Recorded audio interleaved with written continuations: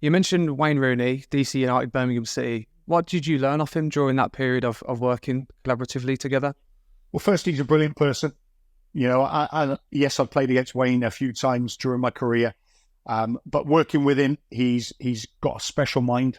He understands football in a way which, again, I mentioned John Toshak when I was working with him with the Welsh football team. He used to think so far ahead. Wayne is very similar. He thinks about things 3, 4, 5 steps ahead. He's very, how can I say this? He's matter of fact. He knows, he's very clear with what he wants, which is brilliant for coaches because you know that there's not, oh, should I have done this? Should I do this? He's clear with what he wants. He's off the cuff in relation of, he senses something and he does it straight away. And usually 9 times out of 10, he's right. He gets this feeling in game, which is a massive skill set, which all coaches, the top coaches probably have. He's able to adjust and things like that and see it in advance. But he's just a genuinely good person. That was the thing that took me to him. When I spoke to him, I knew I wanted to work with him and work for him. Then when you get on the football pitch and you listen to him and his conversations and talk tactically about the game, what he sees, how he wants to do it, the way he wants it to go, there's always a plan in place. Unfortunately, our time in Birmingham was short. We know that. We probably didn't win enough games of football. There was a plan in place. Unfortunately, that plan now has gone. We understand that. It's a results-driven business sometimes, but there was a lot of good work that went on behind the scenes that Wayne certainly did. And I know that more than any because I've been in his position for 10 years, albeit over in North America. And sometimes you don't get the fruits of your labour. How do you deal with that as a team then? So obviously at DC United, as well as, Birmingham City, there's a sense of all eyes on Wayne Rooney because he's such a superstar. And there's always that pressure of, can he replicate what he did as a player into a management role? The external noise. How would you cope with that as kind of a team to try and make sure that you stay focused and focus on, process-driven goals rather than the external things that are happening? Well, you look at your leader, and he was the leader, and he was so single-minded.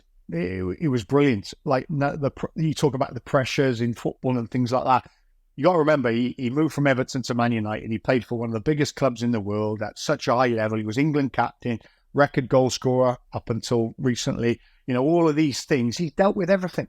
So you look at it and you go, losing a game of football, losing 3 games in a row, not able to break this scheme that we're in. How do you deal with it as a manager? Well, he's done it all. He's been there, he's done it. What he needs to do, and he's open to do, is get as much experience as he can. Being manager at Derby County was not easy. And when he opened up on it, again, it's his journey and his story. When he opens up on it, some of the stuff that he's dealt with is incredible. You don't get that on coaching licenses. You don't get that on scripts. It's dealing with the moment, dealing with the person. But the key thing that I will say working with him was he's just a normal person. He's a brilliant person. He'll do anything for anyone. He's caring, he's loving. Obviously, he's got his wonderful family, but he sees the game in such a way, which I learned so much from him in the 12 months that I worked with him. Why do you think it never worked out at Birmingham? Was it the situation? Was it a lack of time? I'm just interested on why you think that never kind of come about. I'm just interested in what you think. Yeah. Do you know, I don't think there's one thing. And I think the biggest thing in football, sometimes you're always looking for the why. When you're a manager, you are going to either get sacked or you're going to leave the football club. And then when a decision's made, you have to respect the decision. So again, I don't think there's one factor to it. At the end of the day, we know that football is a results-driven business. We didn't win enough games within that period. And I think Wayne will be the first enough to admit. But there was a lot of work that was going on behind the scenes that he was doing to try and move the club forward. And I think he did that. And obviously now the decision's been made. You respect the decision and you move on. But I've got no doubt in my mind that Wayne will be back. He's a very driven person, as he's shown in his career, footballing-wise and coaching-wise. He doesn't take easy challenges. You've seen that with Derby and at DC. I think people forget sometimes that DC United, prior to Wayne going in, were bottom of the table.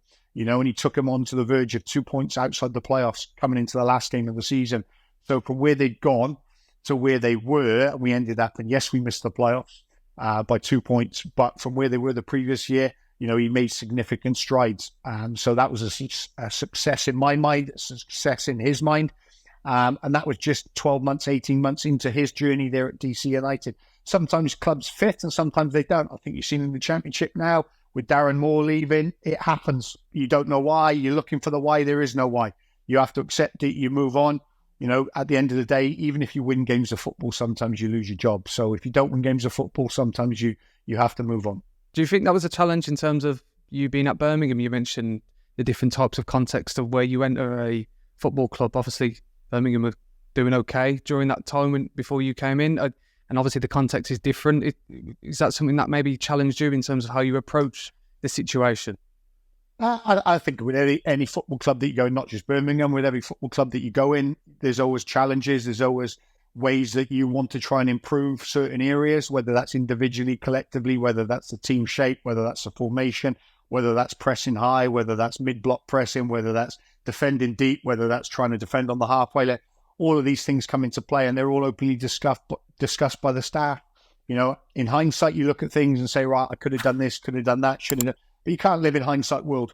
If you live in hindsight world, which doesn't exist, everyone's perfect, and they're not perfect. So is it? I think there's a lot of self-reflection going on, not just with me, but obviously with everyone at Birmingham.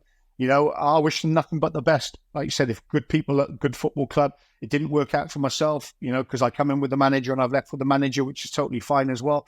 And you want all your clubs that you've worked at to do well. You know, I never have a bad word to say about any of my old clubs, whether it be DC, whether it be Vancouver, Western Sydney, Newcastle Jets, and then your playing career of Toronto's and New York's and things like that. I want them to do well because you meet good people along the way.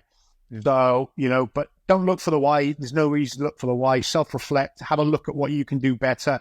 You know, next job you take, you try and change things, because if you do the same thing and it's not working, and it's the same thing and it's not working, human nature says that you might need to change something.